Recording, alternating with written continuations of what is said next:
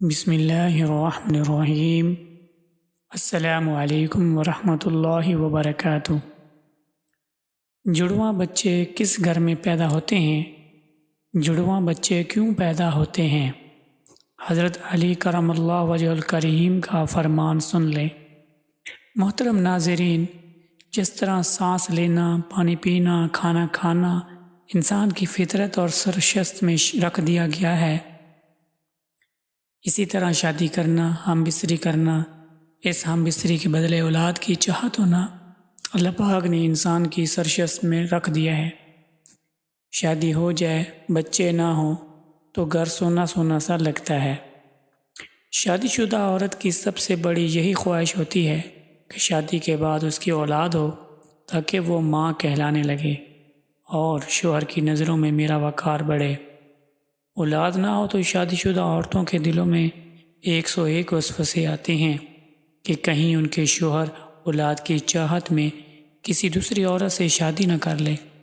جب اولاد ہو جاتی ہے تو عورت کا پلڑا بھاری ہو جاتا ہے، وہ مضبوط ہو جاتی ہے۔ محترم ناظرین، ایک سوال پوچھا گیا ہے کہ جڑواں بچے کس گھر میں پیدا ہوتے ہیں؟ جڑواں بچے کیوں پیدا ہوتے ہیں؟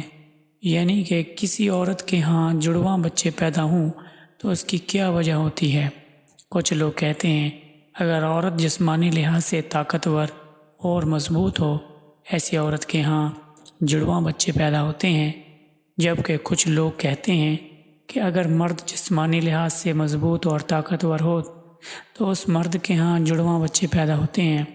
یہ بات کہاں تک درست ہے اور کہاں تک غلط ہے، اس کی تفصیل بھی آپ کے ساتھ شیئر کریں گے۔ محترم ناظرین، ہم آپ کو حضرت علی کرم اللہ وجہ الکریم کے اس حوالے سے بتانے والے ہیں کہ حضرت علی کرم اللہ وجہ الکریم اس بارے میں کیا فرماتے ہیں۔ کسی عورت کے ہاں جڑواں بچے کب اور کیوں پیدا ہوتے ہیں؟ محترم ناظرین، ہم آپ کو یہ بھی بتانے والے ہیں کہ میڈیکل سائنس کیا کہتی ہے کہ کس عورت کے ہاں جڑواں بچے پیدا ہوتے ہیں۔ محترم ناظرین، اولاد اللہ تعالیٰ کی بے شمار نعمتوں میں سے ایک عظیم نعمت ہے، اور اگر کسی کے گھر جڑواں بچوں کی پیدائش ہو جائے تو اس انسان کی خوشی دگنی چگنی ہو جاتی ہے۔ اکثر شادی شدہ مرد اور عورت جڑواں بچوں کی پیدائش کی خواہش مند ہوتے ہیں۔ جڑواں بچوں کی پیدائش کو لے کر ہمارے معاشرے میں نہ تو جانے کتنی باتیں بنی ہوئی ہیں۔ کوئی کہتا ہے اگر عورت طاقتور اور مضبوط ہو تو جڑواں بچے پیدا کرتی ہے، وہیں پر کوئی کہتا ہے اگر بیوی سے بار بار یعنی زیادہ ہم بستری کی جائے تو پھر بھی جڑواں بچے پیدا ہوتے ہیں۔ آئیے آپ کو حضرت علی کرم اللہ وجہ الکریم کے حوالے سے بتاتے ہیں کہ جڑواں بچے آخر کیوں پیدا ہوتے ہیں۔ محترم ناظرین، عرب میں ایک شخص بیٹیوں سے سخت نفرت کرتا تھا۔ بیٹیوں کی پیدائش کو وہ اپنی مردانگی، پرداغ اور خاندان کے لیے ذلت و شرمندگی کا باعث سمجھتا تھا۔ اس کے ہاں جب بھی بیٹی کی پیدائش ہوتی تو وہ اس ذلت اور شرمندگی سے بچنے کے لیے بیٹی کے پیدا ہوتے ہی رات کی تاریکی میں اسے زندہ درگور کر دیتا۔ ایک بار اللہ تعالیٰ نے اس کو 2 بیٹیوں کے ساتھ نوازا۔ جڑواں بیٹیوں کی پیدائش پر اسے بہت دکھ ہوا۔ غصے کی حالت میں دونوں بیٹیوں کو اٹھا کر قبرستان کا رخ کیا۔ حضرت علی کرم اللہ وجہ الکریم کو جیسے ہی اس بات کا علم ہوا، آپ نے قبرستان کا رخ کیا اور اس شخص کے پاس پہنچے اور فرمایا، اے بدبخت انسان، کیا تجھے رسول اللہ صلی اللہ علیہ وسلم کا یہ فرمان معلوم نہیں کہ بیٹیاں اللہ کی رحمت ہوتی ہیں؟ تمہارے گھر اللہ کی 2 رحمتیں نازل ہوئی ہیں۔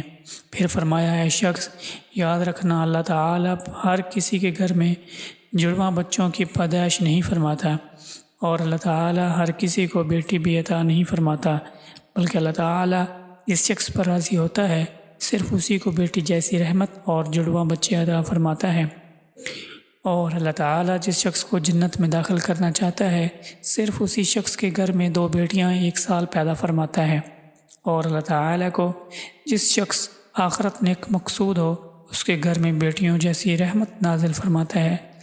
میں نے رسول اللہ صلی اللہ علیہ وسلم کو یہ فرماتے ہوئے سنا ہے کہ جس انسان نے اپنی بیٹیوں کی اچھی طرح پرورش کی اور ان کی شادیاں کی تو اللہ تعالیٰ ایسے انسان پر جنت کو واجب کر دیتا ہے۔ اے شخص، یاد رکھنا، رسول اللہ صلی اللہ علیہ وسلم نے فرمایا ہے کہ بیٹے نعمت بن کر نازل ہوتے ہیں اور بیٹیاں رحمت بن کر نازل ہوتی ہیں۔ آپ رضی اللہ تعالیٰ عنہ کی باتیں سن کر اس ظالم کو رحم آ گیا، وہ فوراً آپ کے قدموں میں گرا اور زار و قطار رونے لگا اور عرض کیا، یا علی مجھے معاف کر دیں اور اللہ تعالیٰ سے میرے ان گناہوں کی بخشش کی دعا کریں۔ حضرت علی کرم اللہ وجہ الکریم نے فرمایا، جاؤ ان بچیوں کو ان کی ماں کے حوالے کرو اور پھر میرے پاس مسجد میں آ جاؤ۔ یہ کہہ کر حضرت علی کرم اللہ وجہ الکریم مسجد کی جانب چل دیے۔